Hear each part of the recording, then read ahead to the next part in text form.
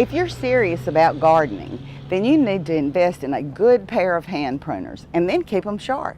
Okay, listen up. You don't want to miss this. There are two basic types of hand pruners. I have a clear preference for bypass pruners like these. The other kind of pruners that you can buy are anvil pruners, in which the blade comes down and meets the jaw directly.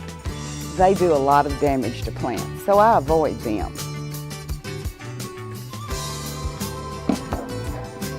If your pruners have deep pits, or if they wobble like these, you may be able to fix them, but that's beyond the scope of this video. Today we're dealing with pruners that are in good working order and just need a little freshening on their cutting edge, and that's the case for the majority of gardening pruners. The first thing you need to do is make sure your pruners are clean. I use a spray foam cleaner. Spray it on, let it sit a few seconds, and then wipe it off. Nothing wrong with using steel wool and a little elbow grease on your pruners if you need to. And if your pruners have resin stuck on them, a little mineral spirits will clean that off. Then I get them nice and dry with a paper towel before I start sharpening.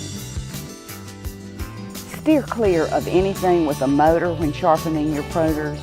Any motorized wheel will take off too much metal too fast. Here's what I use.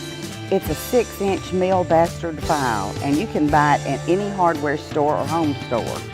Putting a handle on the rat tail makes it a tad easier to handle, but don't feel like you need to do that unless you just want to. Bypass pruners have a beveled cutting blade that slides past an unbeveled lower jaw. We only want to sharpen the beveled side of the cutting blade. Hold your file at an angle that matches the one on the pruners. Be careful not to file at too steep an angle. That'll take off too much metal. Match the bevel on the cutting edge and hold that angle rock steady. Start at the crotch and go to the tip in one smooth motion. Make 4 or 5 passes just like that.